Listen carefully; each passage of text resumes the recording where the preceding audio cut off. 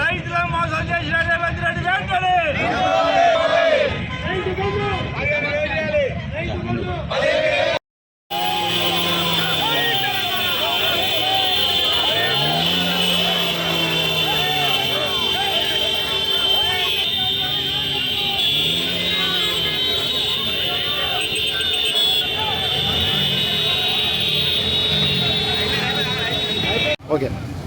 కాంగ్రెస్ ప్రభుత్వం గత అసెంబ్లీ ఎన్నికలలో ప్రజలకు కానీ రైతులకు కానీ ఇచ్చిన హామీలు 6 గ్యారంటీలు కానీ దానిలో భాగంగా 420 ప్రామిస్లు కానీ ఏది కూడా అమలు చేయకుండా రైతు రుణమాఫీ తూతు మంత్రంగా చేసుకుంటూ రైతు పెట్టుబడి కూడా దానికి వివిధ రకాలైన ఆంక్షలు విధించి 60 లక్షల మంది రైతులకు ఇవ్వాల్సినటువంటి రైతు పెట్టుబడి ఏదైతే ఉందో రైతు ఎరువుల పంపిణీ ఏదైతే ఉందో అవన్నీ కూడా అన్యాయం చేస్తూ ఈరోజు ఎన్నికల సందర్భంగా సర్పంచ్ ఎంపీటీసీ జెడ్పీటీసీ ఎన్నికల సందర్భంగా 15,000 12,000 చేసి ఒక డ్రామాకు ఈరోజు రాష్ట్ర ముఖ్యమంత్రి కాంగ్రెస్ పార్టీ తెరలేపడం జరిగింది.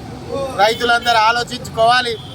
ఇలా మాటలు చెప్పినా ఈ మాట తప్పే మనిషిని 12,000 ఇస్తుందంటే కూడా నమ్మకండి. ఎన్నికలు అయిపోయిన తర్వాత రేవంత్ రెడ్డి అనే ముఖ్యమంత్రి ఈయన ఇక కనబడడు, ఎటువంటి హామీలకు కూడా నిలబడడు.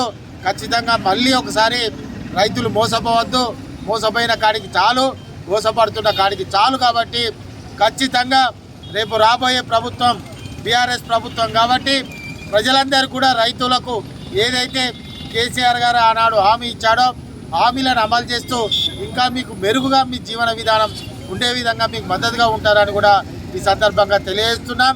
ఏది ఏమైనా ఈ పోరాటంలో కేటీఆర్ గారి నాయకత్వాన ఖచ్చితంగా మీరు ఇచ్చినటువంటి హామీలను నెరవేర్చే వరకు మా పోరాటం కొనసాగుతుందని కూడా ఈ సందర్భంగా చెప్పడం జరుగుతుంది. జై తెలంగాణ, జై కేసీఆర్.